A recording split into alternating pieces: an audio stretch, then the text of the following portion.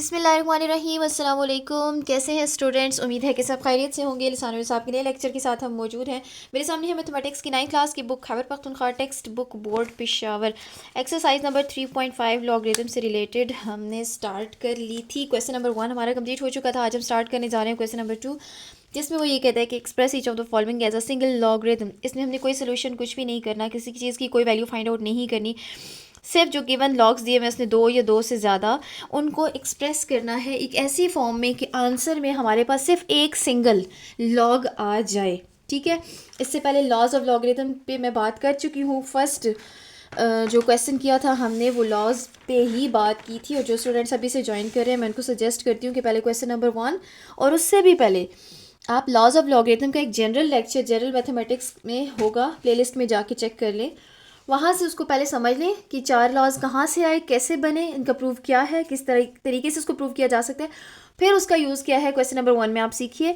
अब हम एक्सप्रेस करेंगे सिर्फ और सिर्फ क्वेश्चन नंबर 2 में गिवन जो भी एक्सप्रेशंस दिए हुए होंगे उनको सिंगल लॉग में। ठीक है जी, फर्स्ट पार्ट है हमारे पास 3 log of 2 minus 4 log of 3। अच्छा, लॉज ही को दोबारा से यूज़ करना है, और फिर अब हम देखते हैं कि किस तरह से यूज़ हो सकते हैं। क्वेश्चन नंबर 1 का पार्ट नंबर 1 मैंने अपने पास नोट डाउन कर लिया है। सबसे पहले आपने क्या करना है, मैं सोल्यूशन के बाद क्वेश्चन को रिपीट कर देती हूँ।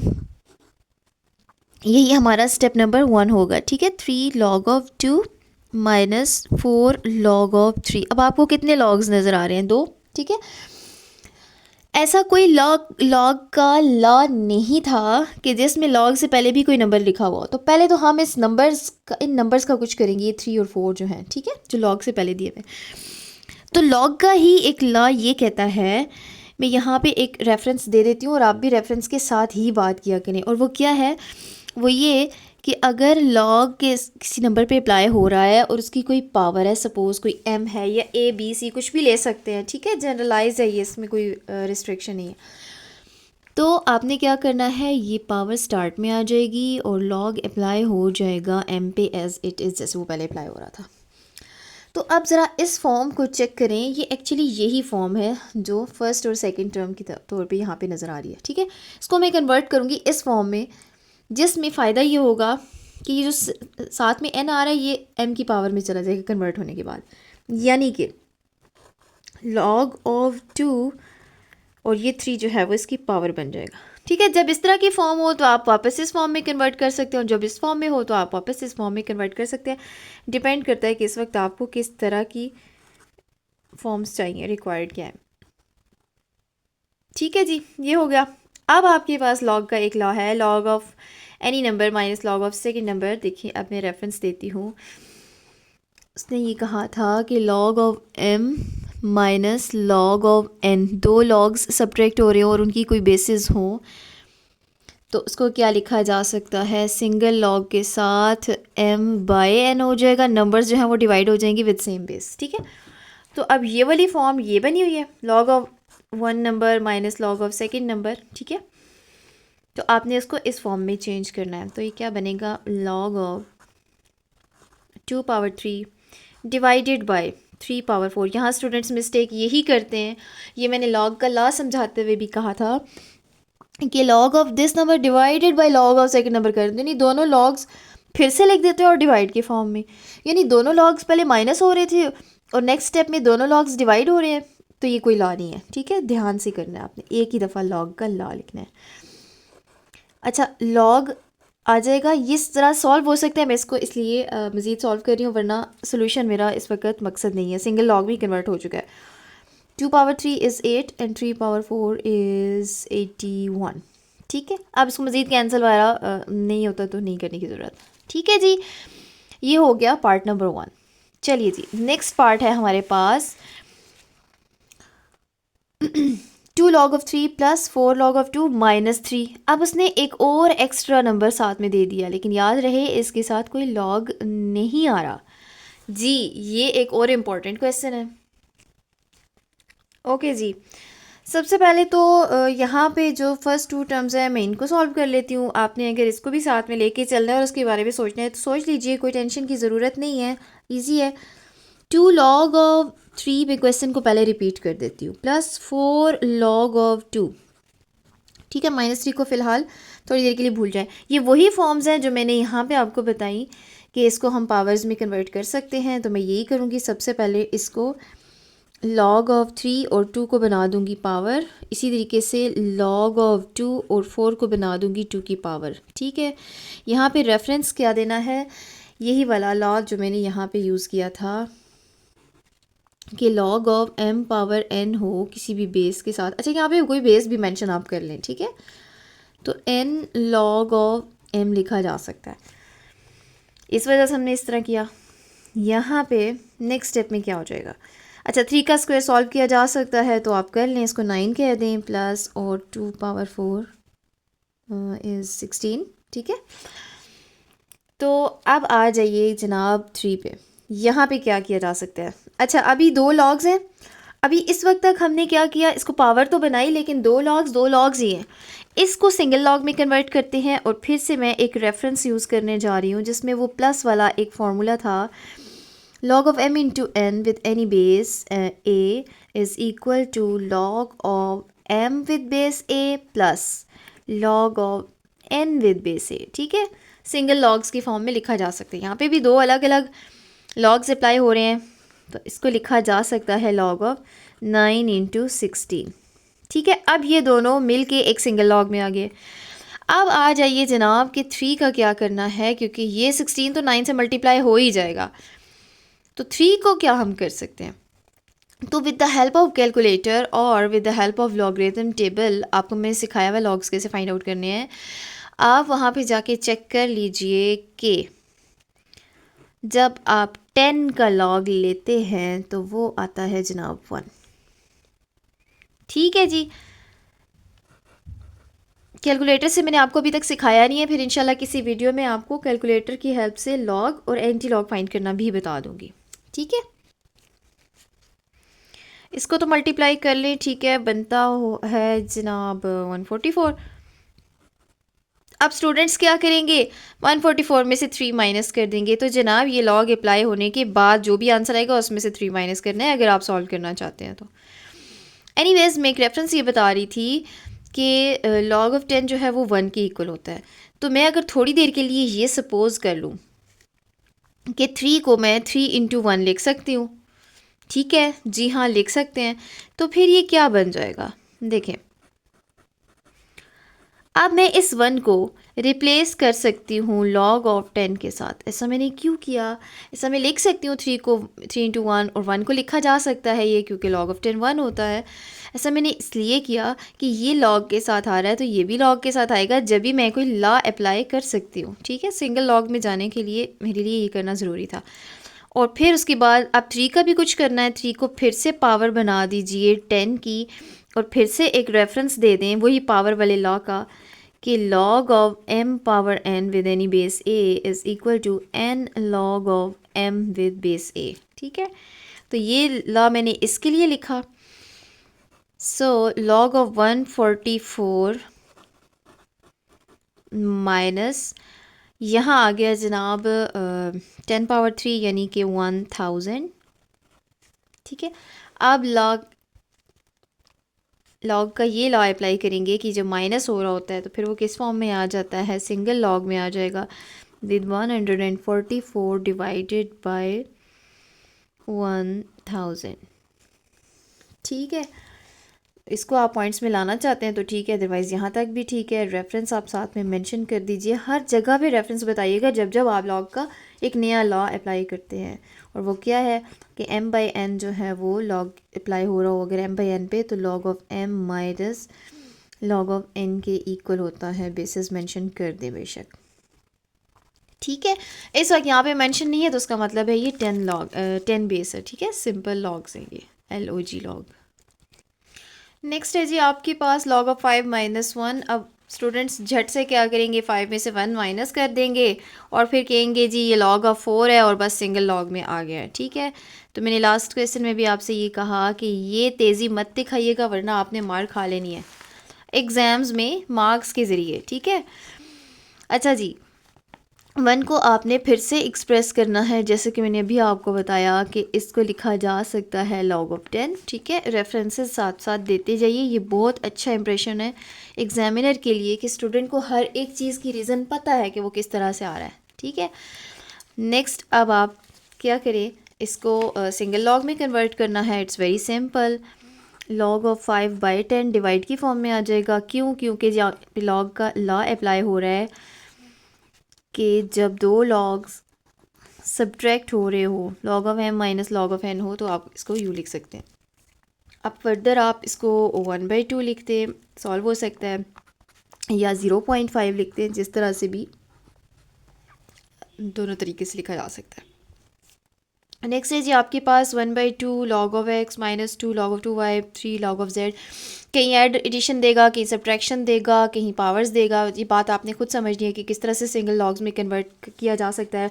जिन स्टूडेंट्स को समझ में आ गया है, मैं उनको सजेस्ट करती हूँ कि पूरे के पूरे क्वेश्चंस को मत देखिए, स्किप कीजिए और फिर पहले खुद से सॉल्व कीजिए। ठीक है, 1/2 log of x minus 2 log of 2y plus 3 log of z। Question को दोबारा से मैंने सोल्यूशन में रिपीट कर दिया है, यही स्टेप नंबर 1 होगा। ठीक है, अब माइनस आपको बता रहा है कि जनाब डिवाइड करना है, और प्लस जो है वो मल्टीप्लिकेशन को शो करेगा। लेकिन सबसे पहले आपने वो तभी करना है जब ये सारे नंबर्स जो लॉग के स्टार्ट में लिखे हुए ये ना हो। तो पहले तो सब पे यही वाला लॉ अप्लाई कर दे, यानी कि इनकी पावर्स को बनाइए। पहले x की पावर बनाइए 1/2 माइनस इसी तरीके से log 2y है, इसकी पावर बनाइए 2। ठीक है, प्लस इसी तरीके से log ऑफ z है, इसकी पावर बना दें 3। और यहाँ पे मेंशन कर दें वही वाला लॉ कि log of m power n is equal to n log of m। ठीक हो गया, अब पावर्स तो बन गई। यहाँ पे ये सॉल्व करना चाहते हैं तो कर लेते हैं हम पहले, फिर उसके बाद ही हम log का लॉ भी अप्लाई कर लेते हैं। अच्छा, x की पावर 1/2 है, स्क्वायर रूट इसको लिखा जा सकता है।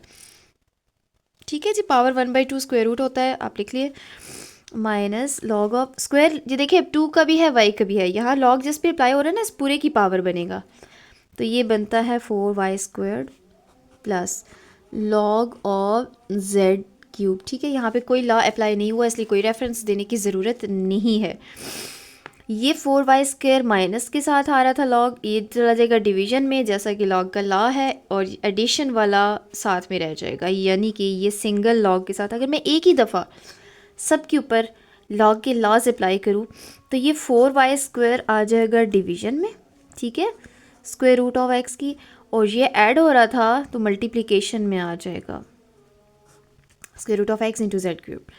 और यहाँ पे आप दोनों रेफरेंसेस एडिशन और सब्ट्रैक्शन वाला दे दें, क्योंकि मैंने एक ही दफ़ा अप्लाई कर दिया है। log of m n is equal to log of m plus log of n, and दो रेफरेंसेस, दो लॉज मैंने यूज़ किए, log of m by n is equal to log of m minus log of n। ठीक है जी, ये था हमारे पास next question number 2, और इसके हमने चारों पार्ट्स कर लिए हैं। अब आ जाइए क्वेश्चन नंबर 3 पे। यहाँ पे वो ये कहता है कि find the value of A from the following equations. अब आपको इक्वेशंस दे दी गई हैं। ठीक है, इक्वालिटी के साइंस भी आ गए हैं साथ में, ये सिर्फ एक्सप्रेशंस थे, इनमें कोई इक्वालिटी का साइन नहीं था। इसमें आपने क्या करना है, ए की वैल्यू को फाइंड आउट करना है। यहाँ पे भी आपको डबल डबल और ट्रिपल लॉग्स इकट्ठे दे दिए जाएंगे, कहीं एडिशन, कहीं सब्ट्रैक्शन, कहीं पावर्स। पहले आपने इसको सिंगल लॉग में कन्वर्ट करना है, फिर हम देखते हैं कि ए की वैल्यू को कैसे फाइंड आउट करना है। जी, फर्स्ट पार्ट मैंने अपने पास नोट डाउन कर लिया है, और पहले मैंने आपको बताया कि जो 2 या 2 से ज़्यादा लॉग्स होंगे उनको पहले सिंगल लॉग में कन्वर्ट कीजिए। यहाँ पे विद रेफरेंस आप बता दीजिएगा कि log of m plus log of n जो है वो इक्वल होता है log of m into n, यानी कि 6 इंटू 7, और जो बेस मेंशन है उसको बिल्कुल साथ साथ मेंशन करते जाइए। राइट हैंड साइड पे log of a with base 2 है, उसको एज इट इज़ रहने दें, सिंगल लॉग है। यहाँ पे कोई लॉ अप्लाई होता तो हम यहाँ पे भी कर देते। ठीक है, ओके, 6 7 42 होता है, बेस 2 है, एज इट इज़ लिख दीजिए। यहाँ पे log of a with base 2 आ जाएगा। अब देखिए जी, अब ज़रा आप इनको कंपेयर कीजिए, लॉग से कंपेयर हो गया, इसकी बेस के साथ। अच्छा, बेसेस अगर डिफरेंट हुई ना तो आप कंपैरिजन नहीं कर सकते, ये बात याद रखिएगा।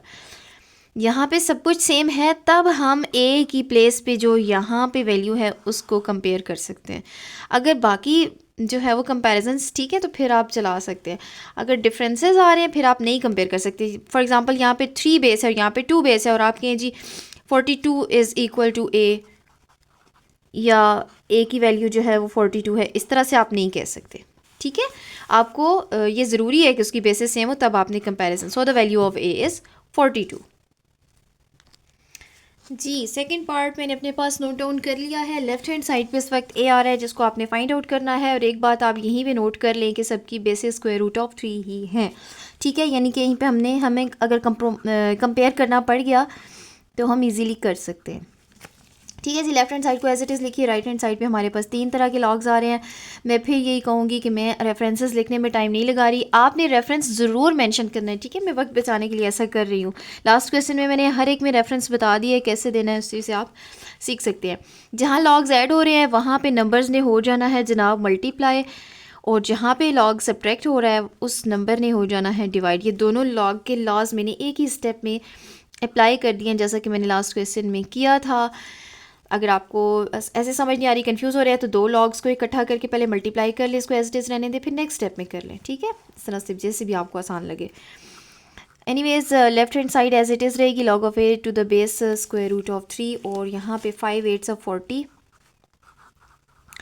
लॉग और बेस जो है स्क्वायर रूट ऑफ 3। अच्छा, यहाँ आप कैंसिल भी कर सकते हैं, 2 4 ज़ा 8 कर दें। ठीक है, और 4 5 ज़ा 20, तो ये सिर्फ आ जाएगा 20, या 5 8 ज़ा 40 करने के बाद डिवाइड करेंगे 2 पे तो भी 20 ठीक है आ जाएगा।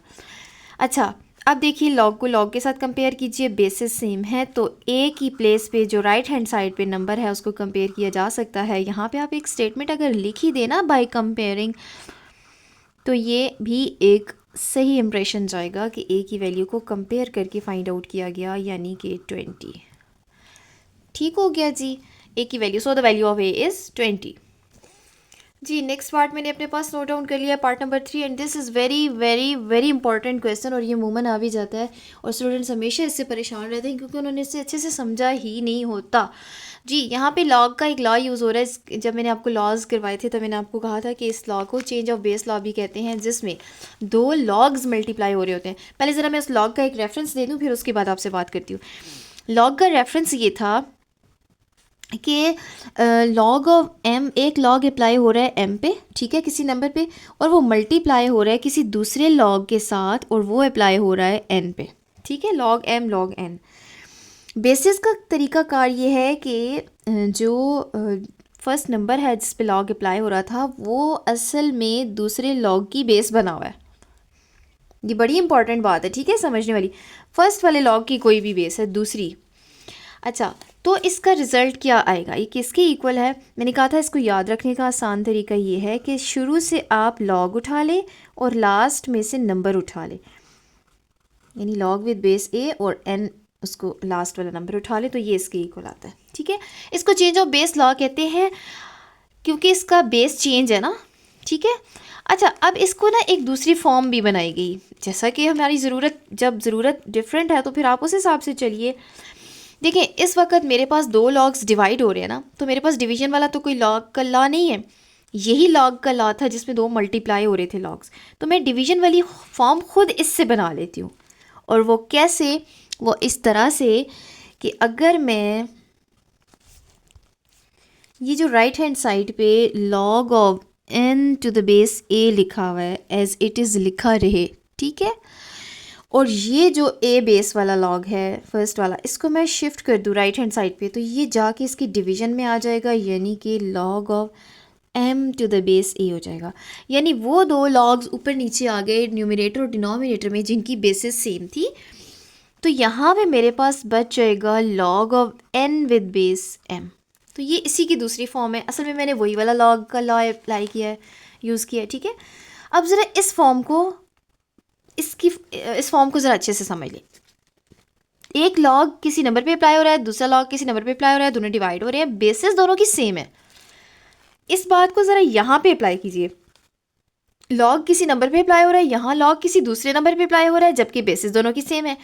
मैंने ये वाली फॉर्म इसीलिए बनाई है ताकि बेसिस सेम ऊपर नीचे न्यूमरेटर डिनोमिनेटर में आ जाए, जैसे कि क्वेश्चन की लेफ्ट हैंड साइड पे था। ठीक है, फिर वो किस तरह से इक्वल आएगा उस पर मैं बाद में बात करती हूँ। मेरे ख्याल से पहला ही आपको ये रेफरेंस समझ में आना चाहिए, और अगर ये रेफरेंस समझ में आ गया है तो फिर मैं अब आगे बात ये करती हूँ कि फिर अगर ऐसा होगा तो ये किसके इक्वल होगा। लॉग के लॉ के अकॉर्डिंगली किसके इक्वल होगा, याद कैसे रखेंगे, न्यूमिनेटर वाला लॉग एन, ठीक है, लॉग जिस पे अप्लाई हो रहा है वो एज इट इज़ लिखिए, और ये एम कहाँ से आएगा, डिनोमिनेटर वाला नंबर इसकी बेस बना दें। लॉग एन न्यूमिनेटर से उठा के लिखें और डिनोमिनेटर वाला नंबर उठा के इसकी बेस बना दें। अब देखिए, अब मैं यही वाला लॉ अगर यहाँ अप्लाई करूँ, जैसे कि ये डिवीजन वाली फॉर्म बनी हुई है, तो मैं ये वाली फॉर्म कैसे बनाऊँगी। न्यूमिनेटर वाला लॉग उठा के एज इट इज़ लिखना है, यानी कि लॉग ऑफ आर आ जाएगा, और डिनोमिनेटर वाले नंबर जो था जिस पे अप्लाई हो रहा था उसको इसकी बेस बनानी है, तो ये लॉग का लॉ अप्लाई हो जाएगा। मैं उम्मीद करती हूँ कि आपको ये थोड़ा सा कॉम्प्लिकेटेड स्टेप समझ में आ गया होगा। इसको तो मैंने अप्लाई करके लिख दिया, लॉग का लॉ अप्लाई करके, ये log of R with base A as it is मैंने राइट हैंड साइड से उठा के लिख दिया। ठीक है, अब आ जाइए, ये सारा तो रेफरेंस था, बेशक आप इसको साइड पे रहने दीजिए। अब देखिए, अब हमारे क्वेश्चन के नेक्स्ट स्टेप क्या है। लॉग को लॉग से कंपेयर कीजिए, इक्वालिटी का साइन है, कंपेयर किया जा सकता है। आर को आर से कंपेयर कर दें, ठीक है, ये तो हो गया सिंपल। अब बेसिस को कंपेयर कीजिए, बाकी अब बेसिस को कंपेयर करने का टाइम है तो इन दोनों नंबर्स को सेम होना चाहिए। जब नंबर्स को कंपेयर करने का टाइम था तो बेसिस का सेम होना ज़रूरी था, जैसे कि मैंने पहले बात की। तो बाय कंपेयरिंग में यहाँ पे एक छोटी सी स्टेटमेंट लिख देती हूँ, by comparing t is equal to a और the value of a is t।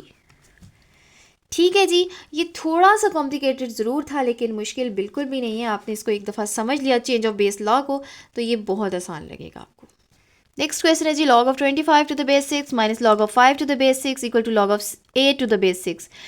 जो बात नोट करने वाली है यहाँ पे वो ये कि बेसिस सबकी सेम है, इसका मतलब है कंपैरिजन कहीं ना कहीं नंबर्स में होगा। ठीक है, मैं क्वेश्चन लिख लूँ पहले जी। क्वेश्चन के बाद सोल्यूशन में मैंने फर्स्ट स्टेप अपने पास नोट डाउन कर लिया है, माइनस हो रहा है, लॉग का रेफरेंस दे दीजिएगा। लॉ नंबर 2 है जिसमें m/n की फॉर्म है, यानी कि 25/5 और बेस सेम 6 मेंशन कर देनी है, equal to log of a with base 6 है, सिंगल लॉग है, इसको कुछ भी करने की ज़रूरत नहीं है। यहाँ पे 25 और 5 सॉल्व हो सकते हैं, 5 5 और 25, ठीक है, तो ये बन जाएगा log of 5 to the base 6।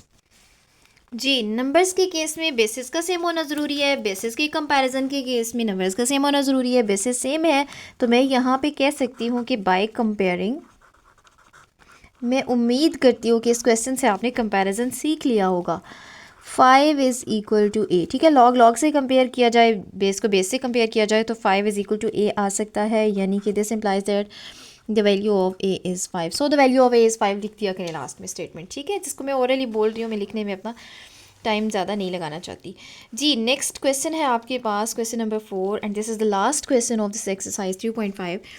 Find log of 3 to the base 2 into log of 4 to the base 3 into log of 5 to the base 4 into log of 6 to the base 5 into log of 7 to the base 6 into log of 8 to the base 7।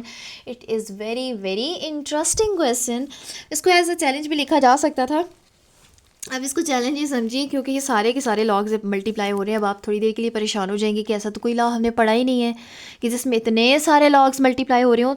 तो जनाब आपने दो दो करके उस पर apply करते जाना है लॉग का लॉ, जिसमें वो ये कहता है कि दो लॉग्स मल्टीप्लाई हो रहे हो तो हम उनको किस तरह से लॉग का लॉ अप्लाई कर सकते हैं। ठीक है, मैं क्वेश्चन लिख लूँ फिर एक्सप्लेन करती हूँ।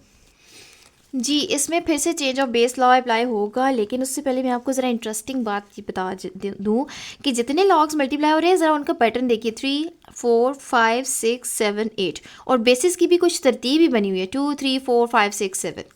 ठीक है, चेंज ऑफ बेस लॉ में हर पहले दो लॉग के लॉग्स को जो है वो आपने सिंगल लॉग में कन्वर्ट करना है। कैसे? अब बार बार मैं चेंज ऑफ बेस लॉ नहीं लिखूंगी, मैं एक दफ़ा आपको ज़रा रेफरेंस बता दूँ। वो ये चेंज ऑफ बेस लॉ में लॉग के का जो लॉ था वो ये था कि एक लॉग अप्लाई हो रहा है m पे और मल्टीप्लाई होता है दूसरे लॉग के साथ जो कि अप्लाई हो रहा है n पे। पहले लॉग का जो नंबर है वो दूसरे लॉग की बेस बना हुआ है। ठीक है, यहाँ कोई और बेस है तो ये किसके इक्वल आता है? शुरू से लॉग उठाइए यानी लॉग विद बेस a और लास्ट से नंबर उठाइए तो ये आपका लॉग का लॉ पूरा हो गया। बिल्कुल इस तरीके से हमने इसको अप्लाई करते जाना है। ये तो था हमारा रेफरेंस। अब बार बार यही रेफरेंसेस यूज़ करने हैं, आप लिखते जाइएगा, मैं एक ही दफ़ा मेंशन कर रही हूँ ताकि समझने में आसानी हो। दो लॉग्स मल्टीप्लाई हो रहे हैं, लॉग पहले नंबर पे जिस पे अप्लाई हो रहा है वो अगले नंबर की बेस बना हुआ है, जी हाँ ऐसा ही है। और इस नंबर की बेस डिफरेंट है, जी बिल्कुल डिफरेंट है। तो बस एग्जैक्टली ये लॉग का अप्लाई होगा। इसको याद रखने का क्या तरीका था कि शुरू से लॉग विद बेस उठाइए, यानी कि मैं यहाँ से लॉग विद बेस 2 उठाऊँगी, ठीक है, और लास्ट से नंबर उठाइए, ठीक।